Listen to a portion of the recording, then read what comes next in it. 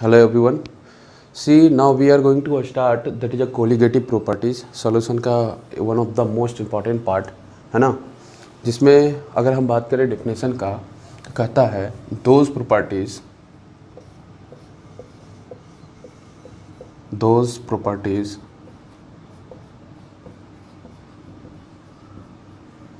of solution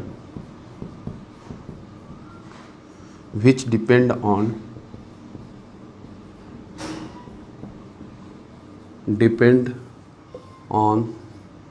the amount of solute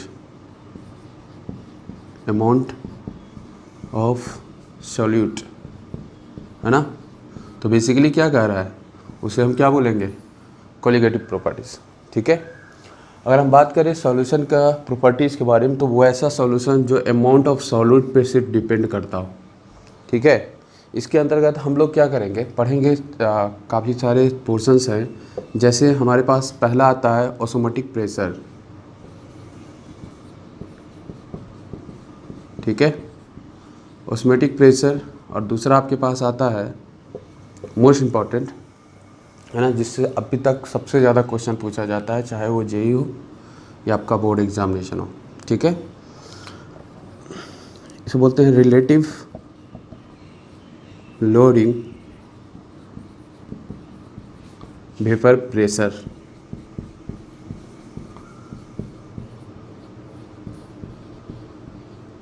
जिसको कि आज किस नाम से जानते हैं, RLVP के नाम से जानते हैं। ठीक है, थर्ड नंबर की बात करें तो है elevation in boiling point. Elevation in boiling point,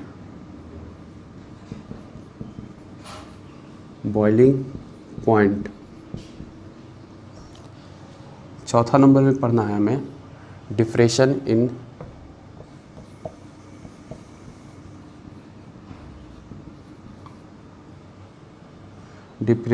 in freezing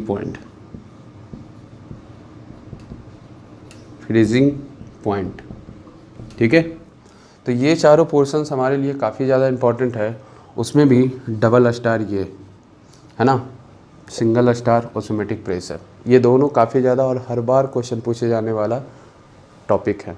ठीक है, तो इसे हम लोग काफ़ी ध्यान से पढ़ेंगे और कोशिश करेंगे समझने को कि कैसे हाउ डज इट वर्क है ना, कैसे ये काम करता है। और तो देखते हैं next that is osmotic pressure.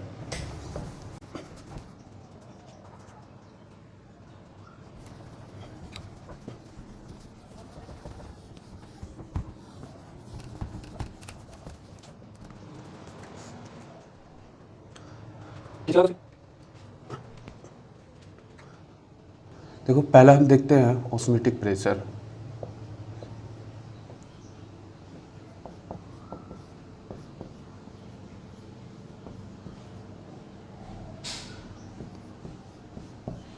ठीक है, अगर हम ऑस्मोटिक प्रेशर की बात करें तो होता क्या है, पहले इसे हम समझेंगे, उसके बाद हम लोग डिफाइन करेंगे। ठीक है, अगर देखिए आपके पास एक कंटेनर है, कंटेनर को दो भाग में बांट दिए। अब दो भाग में जब बांटे तो आपके पास ये ए पोर्शन और ये बी पोर्शन है। ठीक है, अगर पार्ट ए में बात करें तो आपके पास ये है प्योर सॉल्वेंट है ना, क्या है, प्योर सॉल्वेंट, और यहाँ पर क्या है, सॉल्यूशन। ठीक है,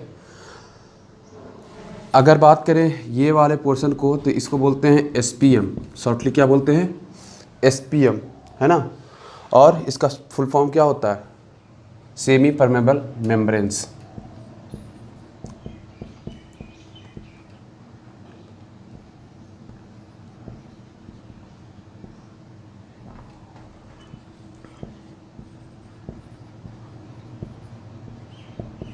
ठीक है, अगर हम बात करें सेमी परमेबल मेम्ब्रेन्स तो यहाँ बीच में लगाया जाता है कुछ इस तरह से।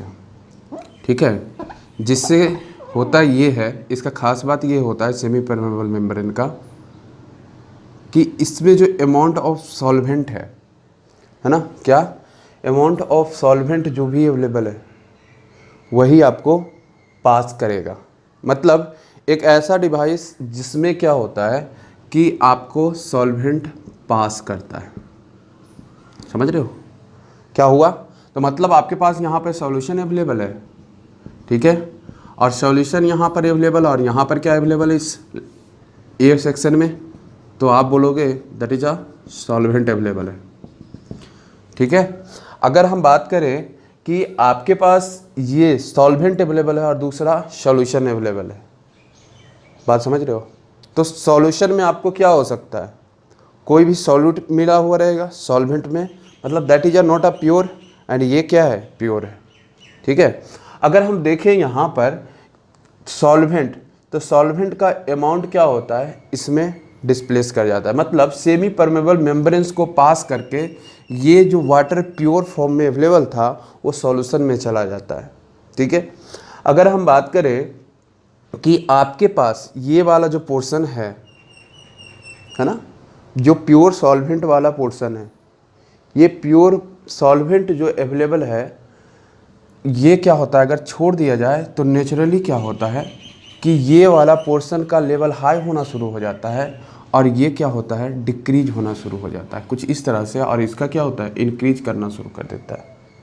ये सोचने में ही अजीब लगता है कि ये कैसे पॉसिबल है सर, कि अगर पॉसिबल होता तो ये वाला पोर्शन इधर की तरफ जाता, है ना, मतलब जो ज़्यादा कॉन्सेंट्रेटेड था, concentration is the amount of solute, but आपके पास क्या है, यहाँ पर आप अगर देखोगे तो यहाँ पर क्या हो रहा है, बजाय कि इधर से बी सेक्शन से ए सेक्शन की तरफ आने के बजाय क्या हो रहा है, ए सेक्शन से बी सेक्शन की तरफ जा रहा है, ठीक है।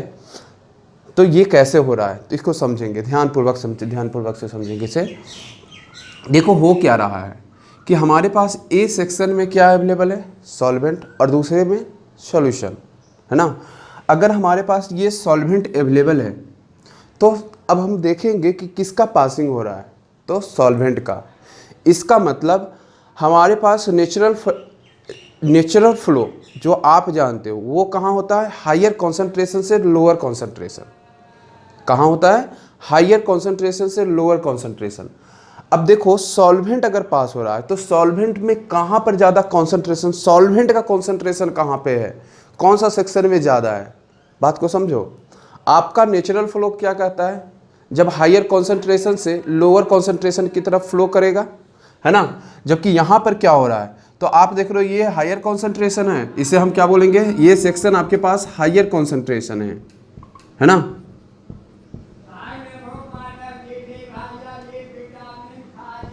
जबकि ये क्या है आपके पास, लोअर कॉन्सेंट्रेशन।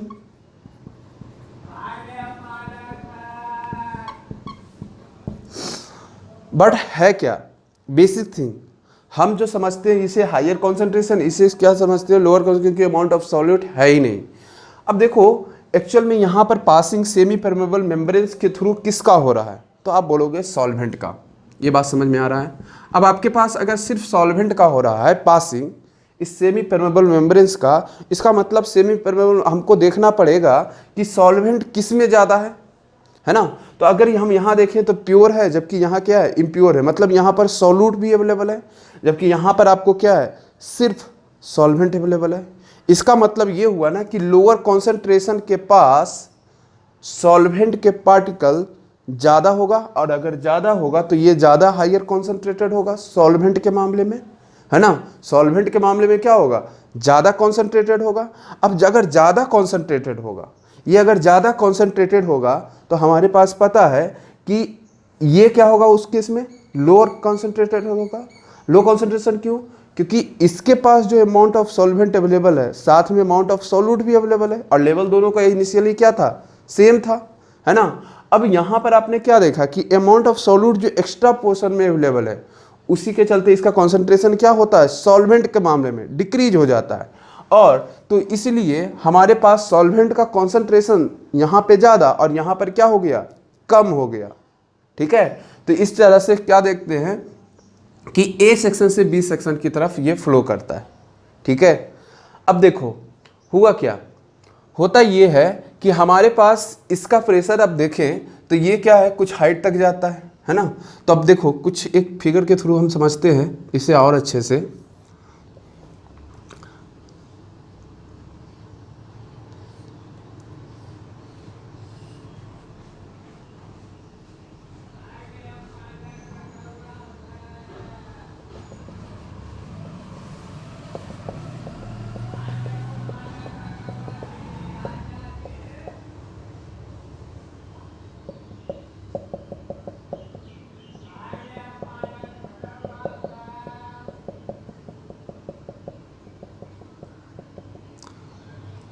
देखो आपके पास यही फिगर को मैंने कुछ दूसरे तरीके से बनाया है आपको समझने के लिए। देखो इस पोर्शन में आपको क्या देखने को मिल रहा है, इसमें आपको देखने को ये मिल रहा है कि आपके पास एक बीकर है, उसके अंदर भी है ना, उसके अंदर भी एक मैंने बीकर रख रखा है। अब देखो कि आपके पास ये वाला पोर्शन जो ये है, ये क्या है, प्योर सॉल्वेंट है। मान लो आपके पास वाटर और ये है आपके पास सॉल्यूशन, ये क्या है, सॉल्यूशन। समझ रहे हो? अब ये सॉल्यूशन है तो एक्चुअल में क्या होगा, किधर से किधर ट्रांसफ़र होगा, बेसिक थिंग यही वाला ही कॉन्सेप्ट लगेगा। और आप बोलोगे क्या कि ये वाला फ्लो कुछ ऊपर की तरफ जाएगा, कुछ इस तरह से। अब ऊपर की तरफ जाएगा तो हमने क्या देखा कि इसका लेवल एक्चुअल में क्या होता है, डिक्रीज होगा। मतलब ये लेवल यहाँ डिक्रीज होके चला आया, समझ रहे हो, ये डिक्रीज होके चला आया और इसका क्या हुआ, इंक्रीज हुआ। तो इंक्रीज और डिक्रीज अगर हुआ है, इसका डिक्रीज हुआ है, इसका मतलब क्या हो रहा है कि ये डिक्रीज करते करते क्या इसको क्रॉस कर जाएगा, तो बेसिकली कहता है नहीं।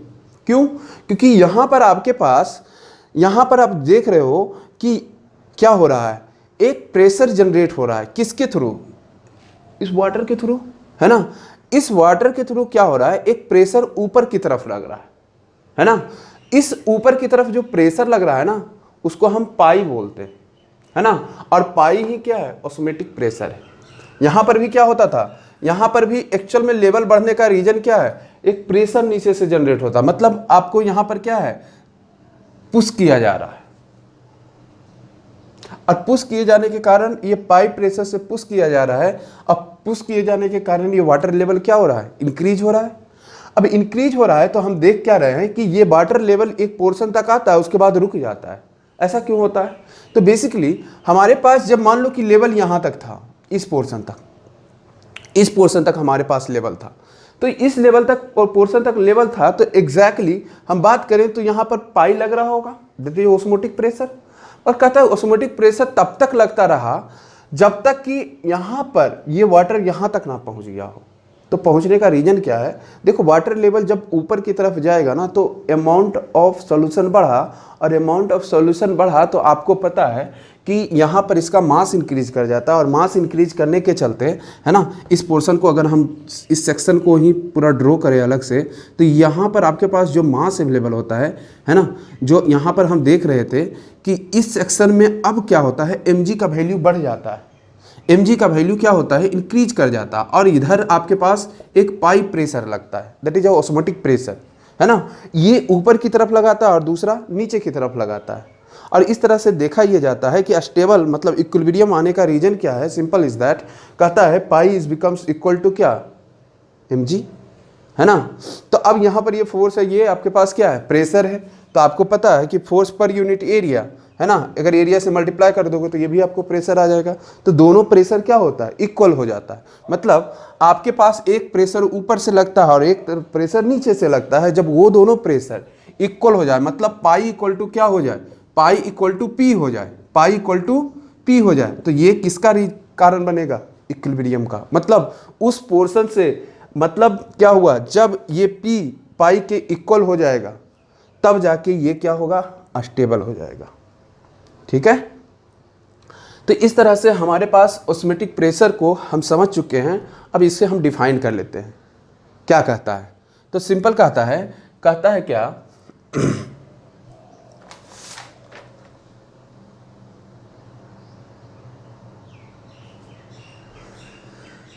हम कैसे डिफाइन कर सकते हैं।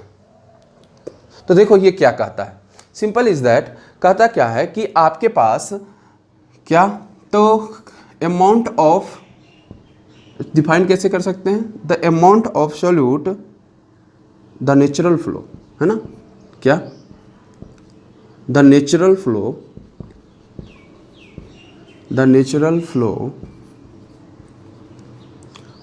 Of the natural flow of solvent,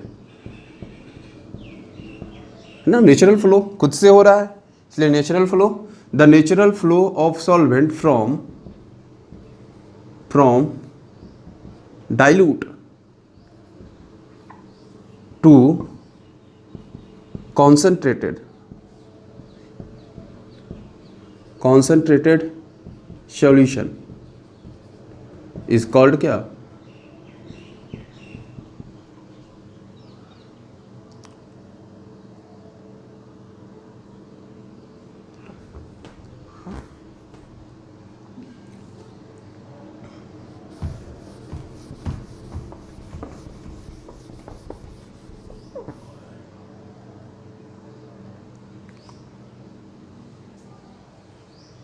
तो आप देखो इसको हम डिफाइन कैसे कर सकते हैं, है ना, कैसे कर सकते हो, it is the natural flow, ठीक है, it is the natural flow from किस पोर्शन से, लो कॉन्सेंट्रेशन रखने वाला मतलब डाइल्यूट, है ना, from dilute to concentrated solution, concentrated solution through क्या, SPM, through SPM semi permeable membranes, है ना, थ्रू SPM, है ना, तो उसे हम क्या बोलेंगे, ऑस्मोटिक प्रेशर। दूसरे तरीके से भी हम इसे डिफाइन कर सकते हैं, उसे हम किस तरह से कर सकते हैं, देखो कहता है इफ द प्रेशर अप्लाइड, है ना, pressure applied on concentrated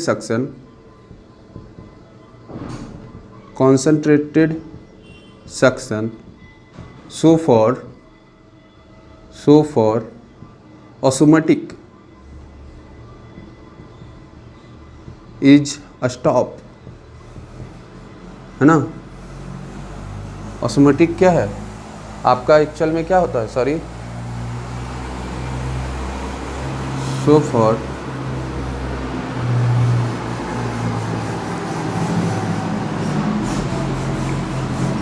osmosis is stop, है ना, प्रोसेस इज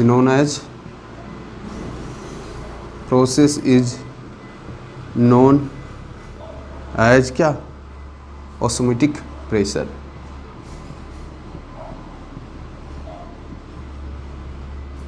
ठीक है, तो इसे हम क्या बोलेंगे, ऑस्मोटिक प्रेशर बोलेंगे, ठीक है। तो ये हमारे पास पूरा कॉन्सेप्ट अवेलेबल था जिसके थ्रू हम लोग आगे बढ़ते हैं। देखो अगर हम बात करें ऑस्मोटिक प्रेशर का, तो ऑस्मोटिक प्रेशर दो प्रकार का होता है, एक नेचुरल होता है और दूसरा आर्टिफिशियल। एक कहलाता है नेचुरल और दूसरा आर्टिफिशियल।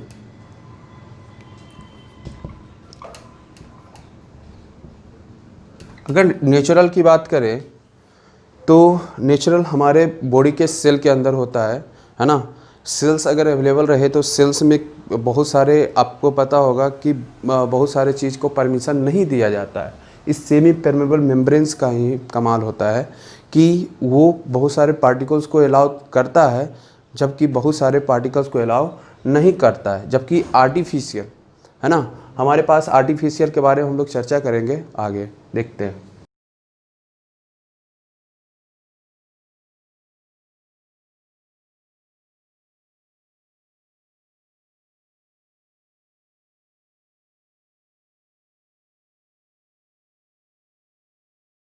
तो हम लोग अगर हम केस वाइज इसे स्टडी करना चाहें तो हमारे पास पहला केस हमने क्या देखा कि अगर हमारा पाई क्या हो जाए, ग्रेटर देन क्या हो जाए, पी हो जाए, है ना। ऊपर से आपके पास जो पी लग रहा है ना, मतलब mg के थ्रू, है ना, तो आपके पास अगर पी हो जाए तो ये क्या होगा, नेचुरल फ्लो होगा। ये क्या होगा, नेचुरल फ्लो। नेचुरल फ्लो किधर से किधर, तो आपके पास dilute to concentrated, from dilute to concentrated,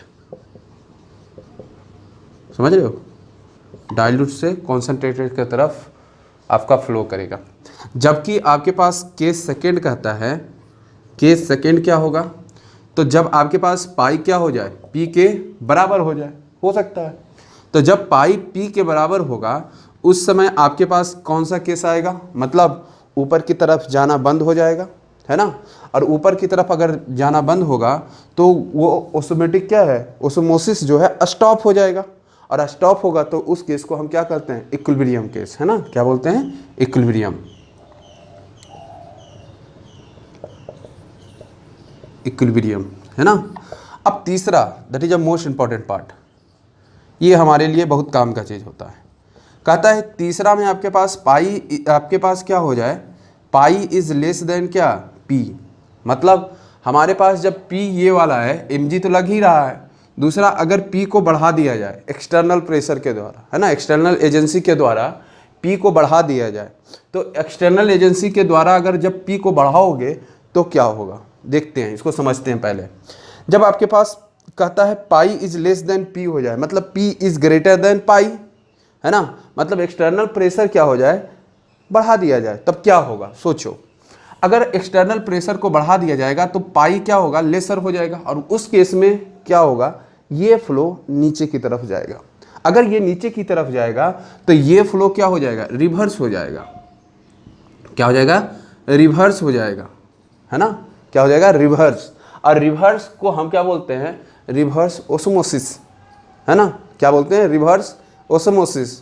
अब हमें पता है कि आपके पास ये वाला पार्ट अगर इधर की तरफ होगा तो ये क्या होगा, इसमें सॉल्यूट भी अवेलेबल है और सॉल्वेंट भी अवेलेबल है।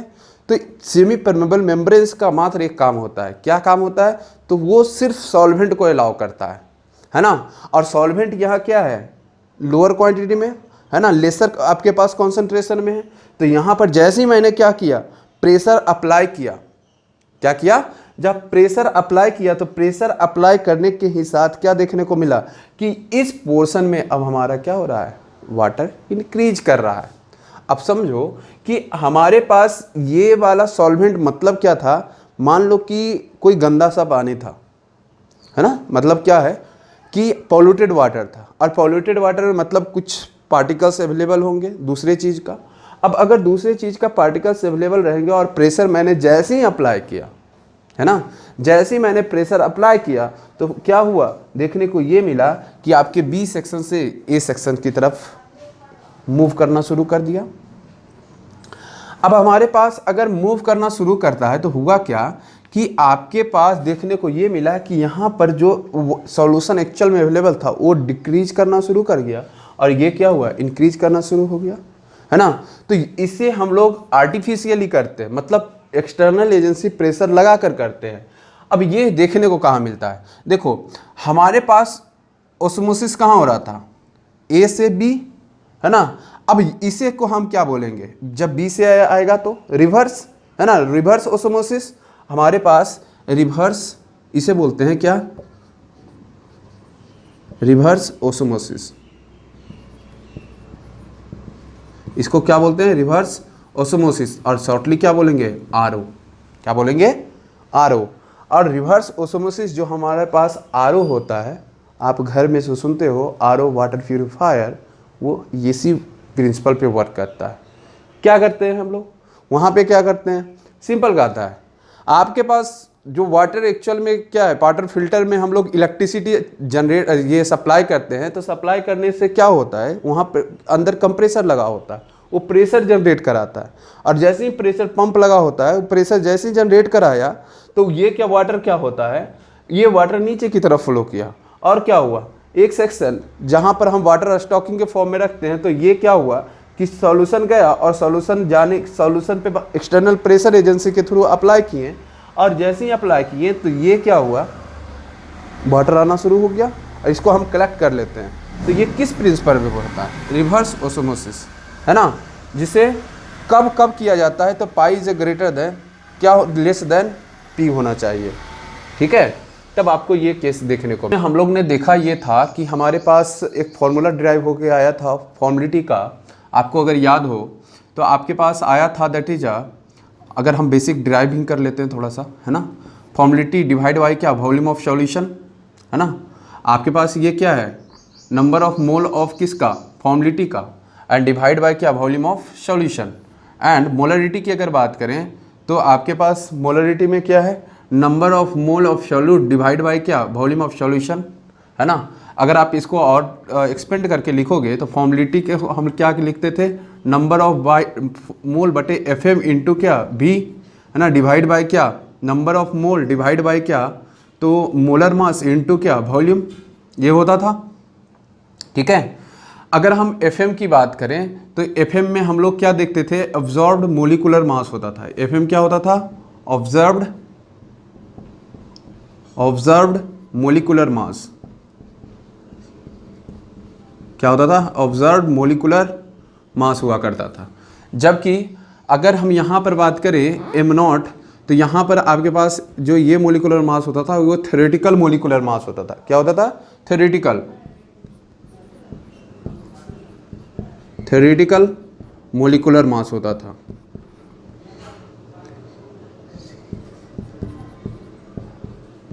थ्योरेटिकल मोलिकुलर मास होता था, है ना।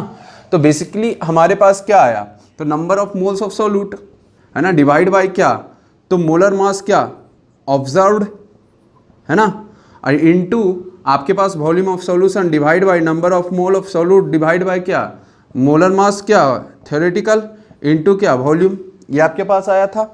अब देखो आपके पास नंबर आपके ये है क्या एक्चुअल में, तो एफ बाई एम का रेशियो है, फॉर्मुलिटी बाई मोलरिटी, है ना, आपके पास ये दोनों का रेशियो है। तो इसमें आपने क्या देखा है कि वॉल्यूम और वॉल्यूम ये क्या होगा, कैंसिल हो जाएगा, नंबर ऑफ मोल कैंसिल हो जाएगा, और आपके पास देखने को क्या मिल रहा है, दैट इज एम थ्योरेटिकल, है ना, molecular mass theoretical divide by क्या, एम एब्जॉर्ब्ड। हम लोग काफ़ी ज़्यादा इसका यूज करने वाले हैं आगे। ठीक है। इसको हम लोग ने क्या पढ़ा था, आई के बराबर पढ़ा था। अब देखो मैं क्या डिराइव करने वाला हूँ एक्चुअल में, इसके बाद हमारे पास आता है दैट इज एन एब्जॉर्ब्ड, है ना, एन एब्जॉर्ब्ड बटे क्या, एन थ्योरेटिकल। तो क्या होता है, मास बाई आपके पास वेट बाई किसका, मोलर मास ऑब्जर्व्ड, है ना, divide by wait and divide by क्या हो जाएगा, एन थ्योरेटिकल, मोलर मास क्या होगा, थ्योरेटिकल, वेट डिवाइड हो गया, तो आपके पास क्या आ गया, M theoretical divide by M absorbed होगा, M theoretical divide by M absorbed. अब देखो इसका राइट पोर्शन देखो और इसका राइट पोर्शन देखो, क्या ये दोनों बराबर है, तो क्या हम इसको आई के बराबर लिख सकते हैं। तो यहाँ से हम इस पोर्शन को एक फॉर्मूला यहाँ से क्या ड्राइव किया जा सकता है कि आपके पास, है ना, क्या N absorbed basically is the multiple of I, that is a van't Hoff factor, and N के बराबर होगा, that is a number of mole in theoretical, ये होगा। इसे आप ध्यान में रखिएगा। ये डेरिवेशन जो आपके पास है, ये डेरिवेशन बहुत ज़्यादा इंपॉर्टेंट नहीं है, बट ये वाला पोर्शन हम बहुत ज़्यादा यूज करेंगे प्रॉब्लम बनाते समय। ठीक है। तो इस पोर्शन को आप ध्यान में रखना, है ना, इतना सारा डेरिवेशन याद रखने की ज़रूरत नहीं है, बट आपको एक मैं दिमाग में कहाँ से ये वैल्यू आता है वो देने के लिए मैंने आपको डेरिवेशन कर दिया। ठीक है। तो इसको आप याद रखिएगा, क्या है, एन एब्जॉर्ब्ड इक्वल टू क्या, आई इंटू एन थ्योरेटिकल। देखो यहाँ से भी आपको एक पोर्शन, आपको अगर इसको हटा दें तो आपके पास ये भी एक फॉर्मूला निकल के आ चुका है ना, ये भी आपके पास एक फॉर्मूला निकल के आ चुका है। तो देखो यहाँ पर आप क्या करना, एक काम और करना, क्या करना कि आपके पास ये एन एब्जॉर्ब बटे N theoretical and molecular mass theoretical divide by M absorbed, है ना, क्या होगा, वांट ऑफ फैक्टर के बराबर होता है, दैट इज आई के बराबर होता है। ठीक है। तो इस पोर्शन को आप याद रखिएगा, और क्या होगा कि जब इसे आप याद रखिएगा ना तो बेसिक चीज़ आप भूल जाइएगा, ऑब्जर्व बाय थ्योरेटिकल, यहाँ थ्योरेटिकल बाय ऑब्जर्व, है ना। तो इसके लिए आप क्या ध्यान रखिएगा, ये देखो ये पोर्शन, ये क्या है, एन ओ, नो, है ना, नहीं, तो आप ये वाला पोर्शन याद रखना, है ना। एन नंबर ऑफ मोल के साथ कौन आता है, ऑब्जर्व्ड आता है, जबकि आपके पास यहाँ पर क्या आता है, समझ लो बात को। तो एक अगर याद रहेगा तो उसके अपोजिट कर लेना दूसरा, तो दूसरा भी क्या होगा, क्लियर हो जाएगा। ठीक है। अब आते हैं मेन मुद्दे पे, that is osmotic pressure.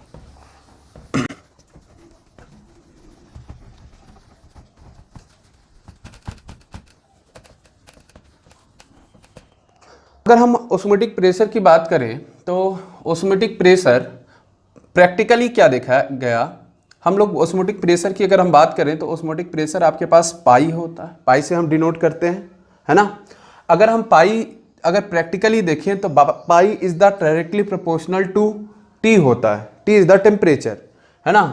Pi is also directly proportional to C होता है, and pi is also directly proportional to molarity.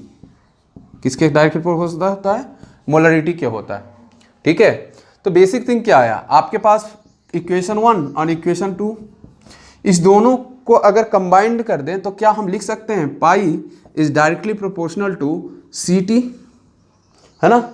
अगर हम बात करें कि pi is the directly proportional to क्या है, यहाँ पर सी टी है, सी मीन्स कॉन्सेंट्रेशन, है ना, and T is the temperature, आप लिख लीजिए यहाँ पे, है ना। सी क्या है, सी रिप्रेजेंट कॉन्सेंट्रेशन, जबकि आपके पास टी क्या है, टेम्परेचर, ठीक है। अब देखो अगर यहाँ पर डायरेक्टली प्रोपोर्शनल है तो आपके पास, आपको पता है कि अगर प्रोपोर्शन का साइन हटाएंगे तो एक कांस्टेंट आएगा, है ना। ये क्या आएगा, कांस्टेंट। तो S C T that is S क्या है, आइडियल गैस कांस्टेंट, क्या है,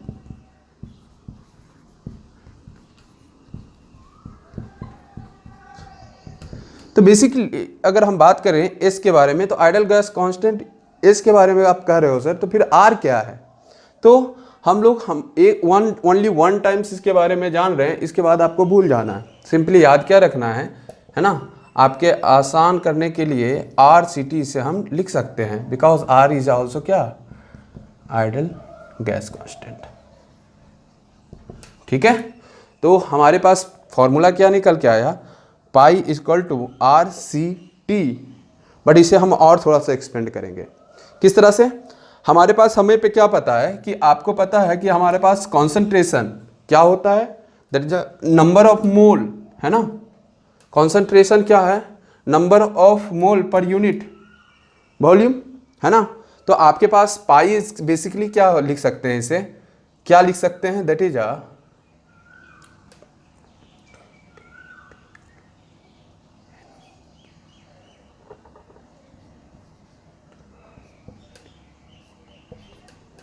लिख सकते हैं, सी का वैल्यू मैंने पुट कर दिया, आर को राइट में ले लिया, है ना। तो पाई इक्वल टू क्या आ गया, एन बाई भी आर इंटू टी। आपको आप पहले भी पढ़ चुके हो थर्मोडाइनमिक्स के अंदर, पी भी इक्वल टू क्या, एन आर टी, है ना। और एन के बारे में आपको पता है क्या, कि इसको और आप क्या लिख सकते हो, that is a pi into भी इंटू एन आर टी के बराबर, देख रहे हो। अब इसको इक्वेट करो, पी भी इक्वल टू क्या है, एन आर टी, अगर करोगे तो P इज द डायरेक्ट क्या है पाई, दैट इज ऑस्मोटिक प्रेशर। यहाँ पर हम लोग ऑस्मोटिक प्रेशर के बारे में पढ़ते हैं और दैट इज क्या है, वो पाई है, क्लियर। तो ये पुराना वाला ही इक्वेशन है, जिसमें हमको क्या ये देखने को मिला कि ये वाला पोर्शन आपके पास ध्यान रखना पड़ेगा, ये प्रैक्टिकली आता है ना, ये प्रैक्टिकल के थ्रू, एक्सपेरिमेंट के थ्रू आता है। तो इससे लिख लीजिए प्रैक्टिकल वैल्यू,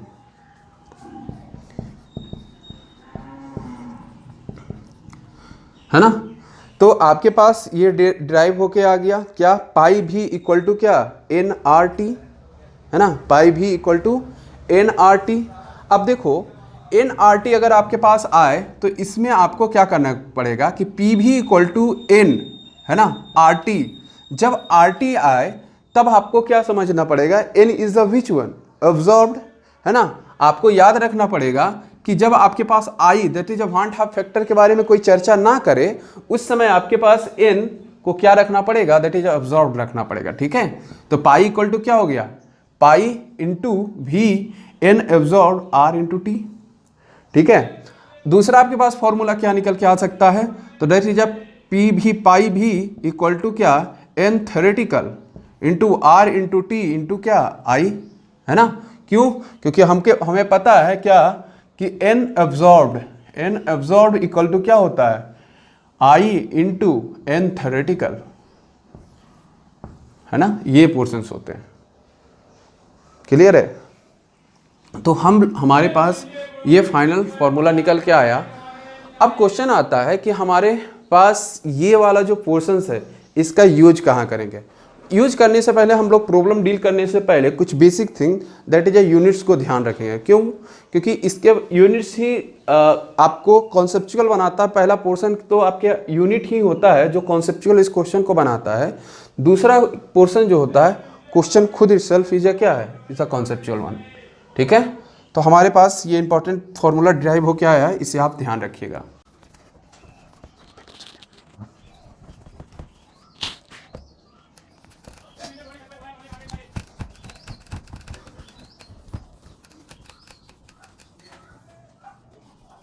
हमारे पास ये फॉर्मूला ड्राइव होके आ गया। अब इसके यूनिट के बारे में बात कर लें तो R is just simply you know the value of it.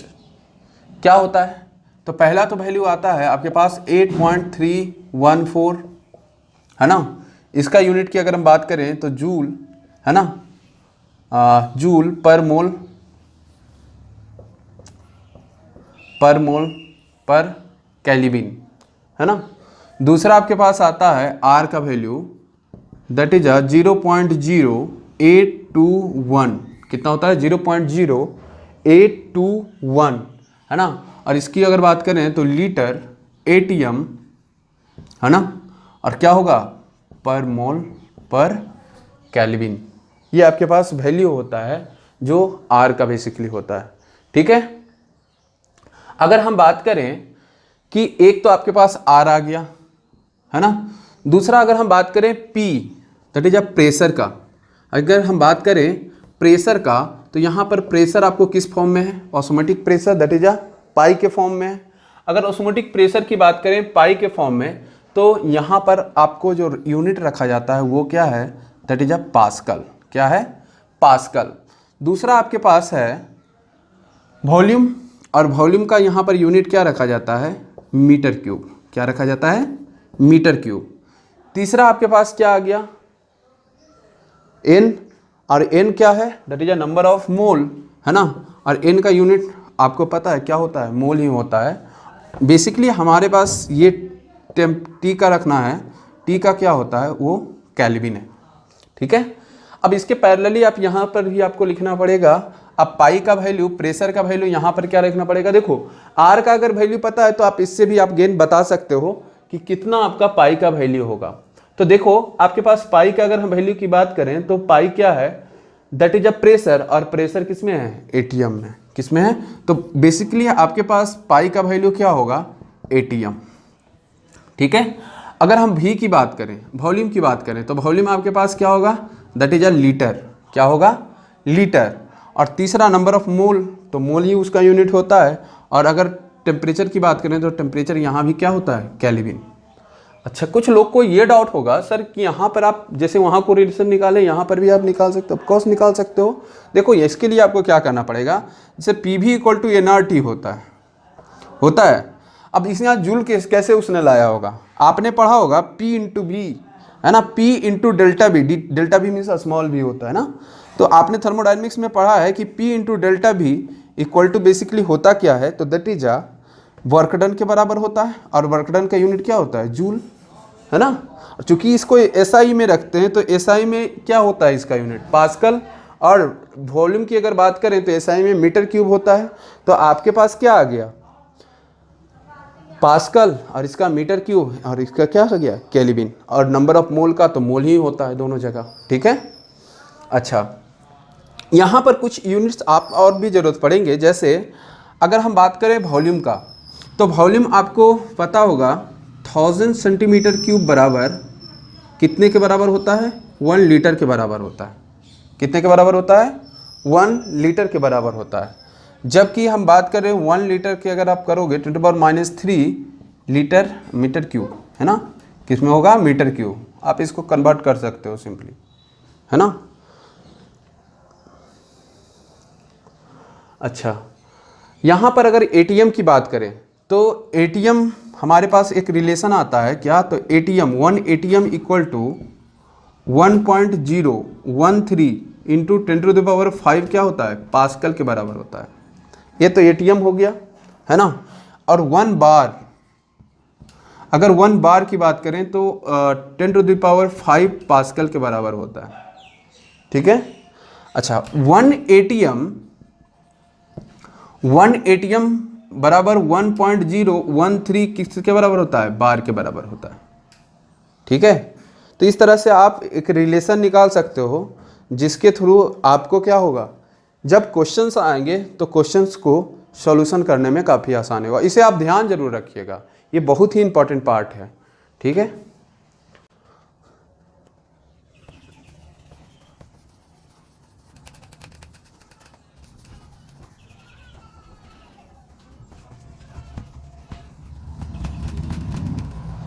देखिए हमारे पास ये वाला पोर्शन जो आप देख रहे हो है ना, ये ऑस्मोटिक प्रेशर का प्रॉब्लम है जिसे आप ट्राई करेंगे कुछ समय लेकर। ठीक है, और दूसरी बात ये कि ये इस क्वेश्चन को बनाते समय आप यूनिट्स को ज़रूर ध्यान रखिएगा। ठीक है, तो देखते हैं इस क्वेश्चन को डील करते हैं। देखो क्या कह रहा है, कहता है क्या कि 180 gram of glucose is dissolve in 5 litre solution. कितने लीटर में सॉल्यूशन में? 5 लीटर सॉल्यूशन में कितना, तो that is 180 gram of glucose को डिजॉल्व कराया जाता है ना। कितना टेम्परेचर पे? 27 डिग्री सेल्सियस पे, है ना। तब कहता है कि बताइए ऑस्मोटिक प्रेशर क्या होगा। उसका ऑस्मोटिक प्रेशर इन एटीएम में, बेसिकली क्या है, एटीएम में आपके पास क्या होगा, तो इस चीज़ को आपको ध्यान रखना है। ठीक है, अब देखो आपके पास क्वेश्चंस बहुत ही आसान है, सिंपल सा। आप क्या जानते हो, है ना, अगर हम बात करें तो पाई, है ना, पाई इक्वल टू क्या होता है, दैट इज पाई इंटू भी इक्वल टू क्या, एन थ्योरेटिकल, है ना, एन थ्योरेटिकल, है ना, आर इंटू टी इंटू क्या, आई, इतने के बराबर होता है। ये बात समझ में आ रहा है? एक तो बेसिक फॉर्मूला ये पता है। अब हमारे पास गिवन डेटा क्या दिया हुआ है, गिवन डेटे की बात करें तो गिवन डेटा आपके पास दिया हुआ है, दैट इज ग्लूकोज। ग्लूकोज का अमाउंट दिया हुआ है, that is mass of glucose या वेट ऑफ ग्लूकोज ले लो, है ना, वेट ऑफ ग्लूकोज। ग्लूकोज की बात करें तो आपके पास कितना है, दैट इज 180 ग्राम, है ना। और क्या दिया हुआ है, volume of solution, volume of solvent ना 5 लीटर।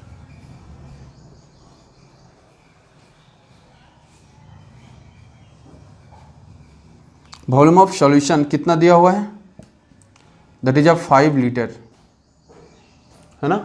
कितना दिया हुआ है, 5 लीटर वॉल्यूम दिया हुआ है, किसका, सॉल्यूशन का। टेम्परेचर की बात करें तो टेम्परेचर आपके पास 27 डिग्री सेल्सियस, और दोनों में मैंने क्या देखा था, केल्विन में दिया होता है। और केल्विन के लिए हमें क्या करना पड़ेगा, 273 से ऐड करना पड़ेगा, और वो कितना आ जाएगा, दैट इज 300 केल्विन। तब कहता है ऑस्मोटिक प्रेशर आप बताइए कितना होगा। ठीक है, तो देखो इसको, इस प्रॉब्लम को डील करने के लिए काफ़ी आसान तरीका होगा क्या, तो देखो W वेट ऑफ ग्लूकोज अगर आपको दिया हुआ है तो आप नंबर ऑफ मोल निकाल सकते हो, चाहिए भी, है ना। अब आपके पास नंबर ऑफ मोल अगर आप देखेंगे तो क्या होता है, वेट बाई मोलर मास। तो वेट कितना है, 180 ग्राम, है ना, और मोलर मास किसका निकालना पड़ेगा, ग्लूकोज का, है ना। ग्लूकोज का अगर निकालोगे तो ग्लूकोज का निकालोगे तो वो कितना के बराबर आएगा, 180 ग्राम के बराबर आएगा, और दैट इज 1 मोल होगा। कितना होगा, 1 मोल, है ना। किसका आ गया, नंबर ऑफ मोल।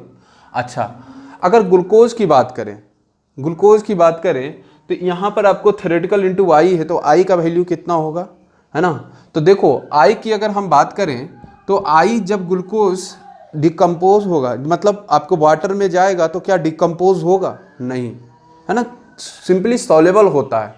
जैसे NaCl Na+ एंड Cl- में टूटता है ना, डिकम्पोज हो जाता है, उस तरह से ये नहीं टूट पाता है ना। इसीलिए आपके पास आई का वैल्यू कितना हो जाता है, 1 हो जाता है। तो बेसिकली हमारे कहने का मतलब ये है कि N theoretical and N absorbed दोनों क्या होते हैं, एक दूसरे के बराबर होते हैं, है ना। तो हमारे पास नंबर ऑफ मोल जितना निकला हुआ है उतना ही हम सिंपली उससे डाल देंगे। ठीक है, दूसरा आपके पास क्या है, आपके पास वॉल्यूम है, जो हमें वॉल्यूम चाहिए भी सॉल्यूशन का, है ना। अब देखिए आर का वैल्यू, अगर हम आर की वैल्यू की बात करें तो आर आपके पास क्या दिया हुआ है, दैट इज आप कौन सा यूज करोगे, दिया होता नहीं है। तो आर का वैल्यू 2 होता है, आर का वैल्यू कितना है, 2 है। एक है 8.314, है ना, क्या है, तो जूल पर मोल केल्विन, है ना। दूसरा आर का वैल्यू क्या है, दूसरा आर का वैल्यू 0.0821, है ना। और यहाँ पर क्या है, तो लीटर, है ना, लीटर एटीएम, एटीएम लीटर पर मोल पर केल्विन, यही है ना। तो अब देखो यहाँ पर आपके पास अगर लीटर एटीएम है ना, एटीएम में पूछ रहा है और लीटर में ऑलरेडी दिया हुआ है ना, मतलब ये वाला आर को रखना पड़ेगा आपको सिंपली। अब देखो इसका वैल्यू अगर रखोगे तो कैलकुलेशन काफ़ी ज़्यादा हार्ड हो जाएगा, इसीलिए अगर इसको कैलकुलेट करोगे ना तो इसका ऑलमोस्ट जो वैल्यू है ना, ऑलमोस्ट जो वैल्यू है वो 1/12 के बराबर आता है। कितने के बराबर आता है? 1/12 के बराबर आता है। तो देखो हम लोग क्या करते हैं, आर का वैल्यू हम लोग same as it is put करते थे। हमको क्या चाहिए? पाई, है ना, और पाई इक्वल टू क्या हो गया? Number of mole that is 1, है ना, और वॉल्यूम हमारे पास कितना आ गया? दैट इज 5 लीटर, है ना, इनटू एन का वैल्यू अगर हम बात करें तो आपके पास ऑलरेडी पुट कर रखा हूँ। आर का वैल्यू की बात करें तो 1/12 आ गया, है ना, और टेम्परेचर की बात करें तो आपके पास 300 आ गया। तो अब देखो क्या कर सकते हैं, आसानी से इसे कट करेंगे 6, ठीक है। तो यहाँ पर क्या होगा? 5 हो जाएगा, मतलब ऑल ओवर आपके पास कितना आ गया? 5 ATM। क्या आ गया? पाई इक्वल टू 5 ATM, मतलब ऑटोमेटिक प्रेशर ग्लूकोज का कितना होगा? दैट इज 5 ATM के बराबर होगा, ठीक है। तो इसे आप बनाएं, समझें, है ना, और नेक्स्ट प्रॉब्लम करें।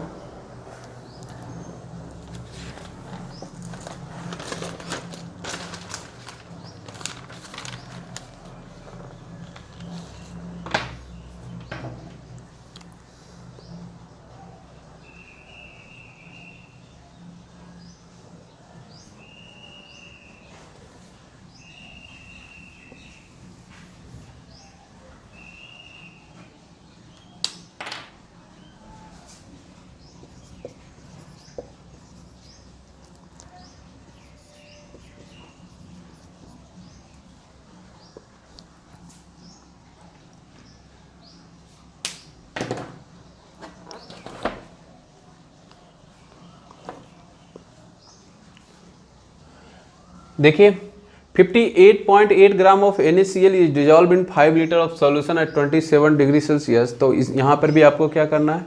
ATM में प्रेशर निकालना है, ऑस्मोटिक प्रेशर निकालना है, ठीक है। इसे आप ट्राई करें।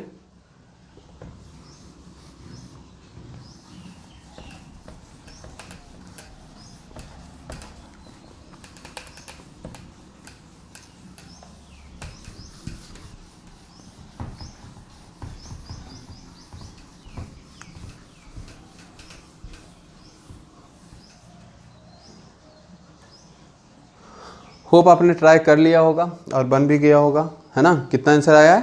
10 ATM। Very good. आपका जो आंसर आ रहा है वो 10 ATM के बराबर। अब देखो डिफरेंसेस कहाँ आता है। पहले तो आपके पास फॉर्मूला जो सेम लगेगा क्योंकि ऑस्मोटिक प्रेशर पूछ रहा है और ऑलमोस्ट क्या है? सेम है। वहाँ पर आपको 180 ग्लूकोज था, यहाँ पर 58.8 क्या है? NaCl है। अब देखो हमारे पास ये जो क्वेश्चन होगा, हमें प्रेशर ऑस्मोटिक प्रेशर निकालना है, तो सेम हम लोग काम करेंगे क्या? एन निकालेंगे पहले। तो एन क्या होता है? Weight by molar mass. अब इसको करो 58.8 और मोलर मास ऑफ किसका? NaCl का। इसको कैलकुलेट करोगे तो 58.8 और that is a number of मोल कितना गया? 1, है ना। दूसरा आपके पास आता है आई का वैल्यू। अब आई का वैल्यू हम कैसे कैलकुलेट करें? तो देखो उसके लिए आपको क्या करना पड़ेगा, NaCl जब आपके पास अवेलेबल है उसको जैसे ही वाटर में डिजॉल्व कराओगे ये क्या होगा? Na+, है ना, और ये क्या होगा? Cl- में टूट जाएगा, ठीक है। Na+ और Cl- में टूट जाएगा। अब देखो कि आपके पास NaCl जो है ना, एग्जैक्टली आपने लिया था 1 मोल और कितना बन गया? 2 मोल्स, है ना। तो आपने क्या देखा? आपने देखा फाइनली कि मैंने थ्योरेटिकली 1 ही मोल लिया और बन कितना गया? 2 मोल। तो दैट इज आपके पास N of absorb that is I का वैल्यू कितना आया? 2, है ना। तो यहाँ पर हम क्या लिखेंगे? आई का वैल्यू क्या है? 2, है ना। तो हम इस फॉर्मूला में सिंपली जब आपके पास यहाँ पर 1 मोल है ना, इसको समझो एक बार फिर से। आपके पास यहाँ 1 मोल है, ये क्या होता है? टूट जाता है वाटर में जाने के बाद। 1 mole of Na+ and 1 mole of Cl- बनाता है, ठीक है। तो आई का वैल्यू आपके पास कितना यहाँ पर आपने लिया था? तो देखा क्या गया कि 1 लिए थे और यहाँ पर टूटने के बाद 2 हो गया, जबकि ग्लूकोज में क्या था 1 पहले भी था और बाद में भी 1 ही था, तो आई का वैल्यू कितना निकल के आया 2, है ना। अब देखो, अब हम यहाँ पर क्या करेंगे, ऑस्मोटिक प्रेशर निकालेंगे। तो ऑस्मोटिक प्रेशर निकालने के लिए हमारे पास फॉर्मूला क्या होता है, दैट इज N बाई क्या V, है ना। ये क्या है, theoretical into R into T into I। अब N का वैल्यू कितना आया 1 और वॉल्यूम कितना है 5 लीटर। अब देखो R का वैल्यू की अगर हम बात करें तो 1/12 मैंने बताया था, है ना, लास्ट क्वेश्चन में मैंने बताया था। और ये आपके पास कितना आ गया, दैट इज 300 केल्विन, और I का वैल्यू कितना होगा 2 होगा। अगर आप करोगे इसे डिवाइड करो, तो डिवाइड करोगे तो कितना बार में कटेगा 60 एंड 5 टाइम्स 5:2 10 ATM। कितना आ गया इस बार 10 ATM। तो देखो पिछले वाले क्वेश्चन और इस वाले क्वेश्चन में आपके पास एक कंक्लूजन निकल के आता है कि हमारे पास नंबर ऑफ मोल सेम्स हैं, 1 ही है ना।